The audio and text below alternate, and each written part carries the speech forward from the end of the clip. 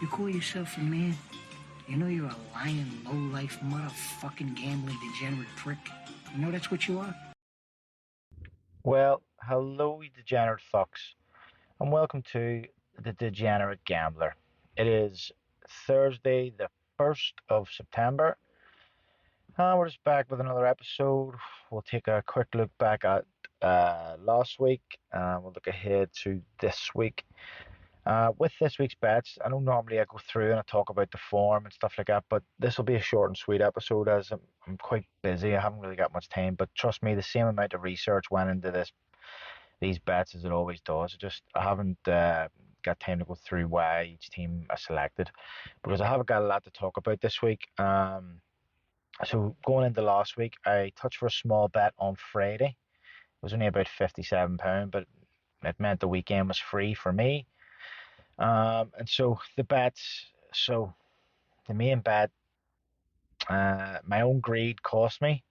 I know a few of these out there, Trojan and a few others, I think, had cashed out. But the main bet, so I'll run through it quickly. So I had United early, that was up. I had Dortmund, which was 2:30 kickoff, that was up.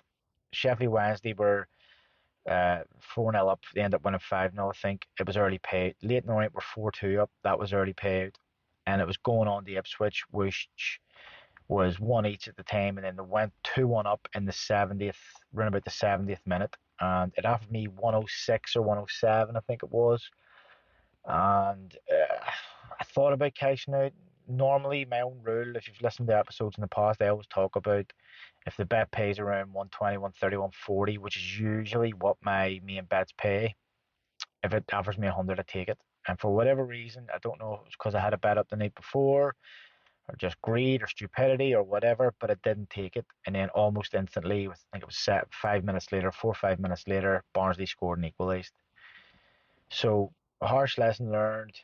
That's why I have rules like that because you know at the end of the day, if I cashed there for 107, say it was, I was only losing something like £30. It's not massive, and it would have made uh, that week even more profitable once you add the other 57 on. You'd have been talking over £160 in winnings, and that was before even Sunday, which have the potential of winning more. So amateur move by me, and uh, you know uh, hopefully I don't make that same mistake again. I'm going to try not to.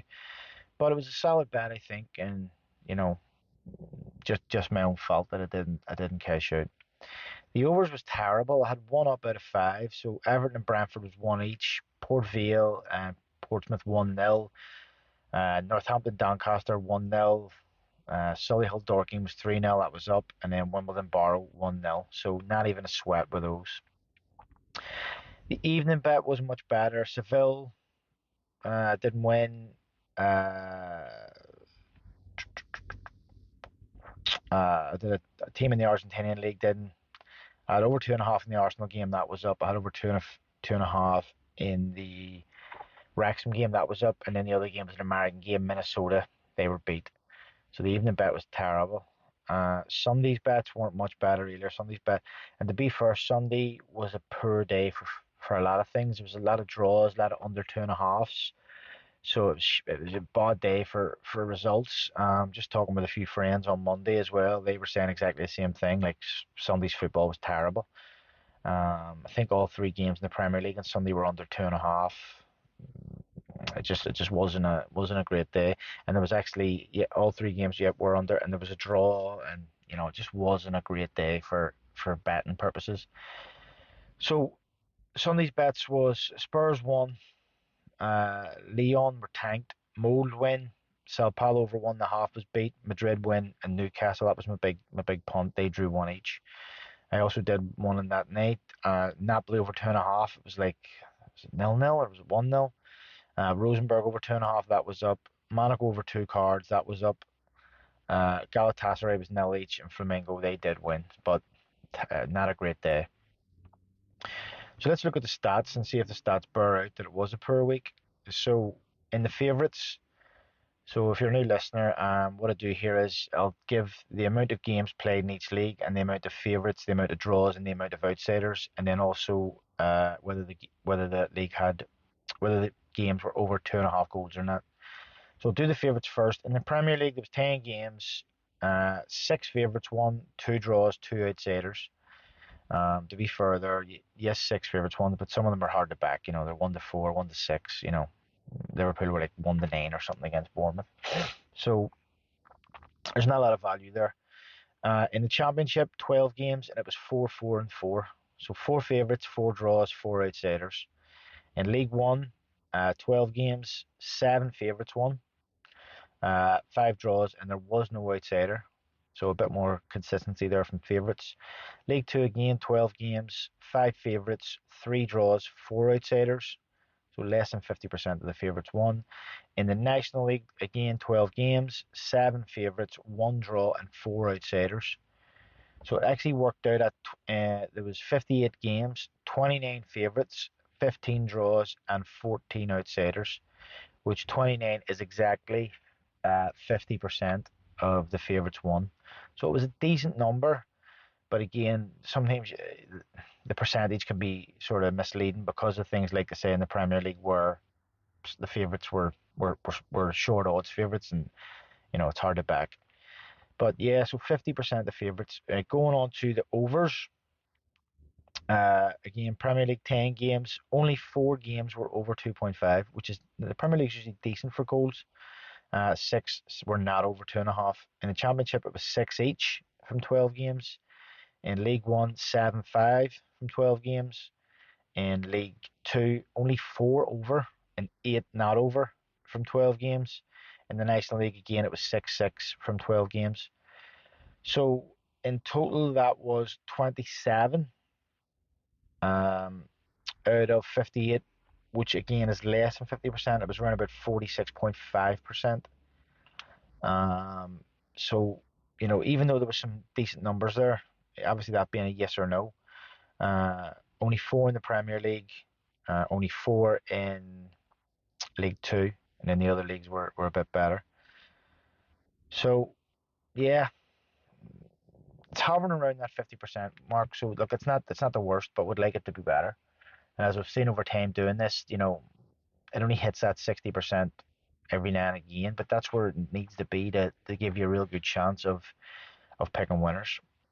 So that's last week. Looking ahead to this week, um, I have my main bet. I also have an overs bet. I haven't done the fractions, and as I say, I'm just going to run through the fixtures. I'm not going to go into the detail of why I've picked them like I normally do, because I say I'm a bit pushed for time. But as I say, the same research goes in that always goes in. I check all the form, home, away, and we are starting to get to that part of the season where form is becoming a factor. In the Championship, there's 6, 7 games in. In the Premier League, there's sort of 5 games in. So from sort of this week on, there is going to be a bit of form there that you can sort of go on if someone's made a good start, bad start, etc., etc. So first team on Saturday is Spurs, who are at home to Fulham. They're 2-5. Norwich is next, who are home to Coventry. They're 3-4. Then in the League One, Sheffield Wednesday, who are home to Barnsley, 4-6. Salford at home to Crawley. They're 3-4. Real Madrid at home to Betis. They're 2-5.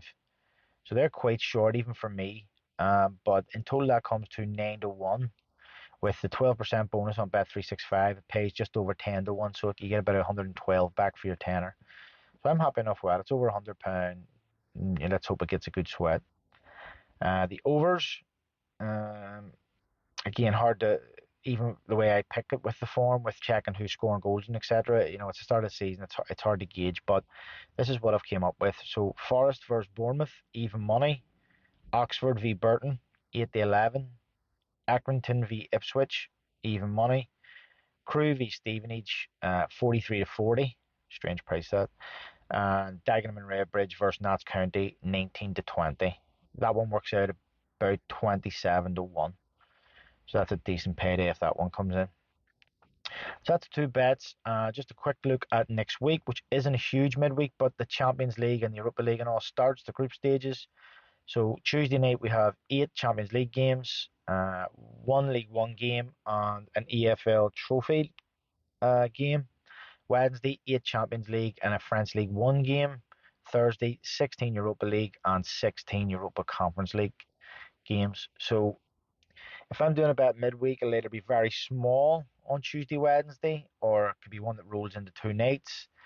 But I can't see myself doing a sort of, a five-fold accumulator type thing. Um, because of obviously there being only 8 games in one night, say 10 games at one night and 9 games the next. It's not a huge amount, and you end up making selections that you don't want to make. So that's basically it for this week. As I said, keep it short and sweet. Next week hopefully I'll get back to being able to explain why I've picked every team. As I say, I always do the research. It's just I'm pretty busy today, and I've done the research, but I just haven't got time to tell you what it is. And I've no real other time when I can get the podcast recorded other than now. So, as I say, you'll just have to trust me that the same research I always do has been put into it. I just wasn't able to explain it. So, as I say, that's it for this week. And just leaves me to say, if you are doing a bet, good luck and happy punting. Here, get the fuck out of here. Yeah, thanks. Let me find out you fucked up. I'll leave you wherever I find you.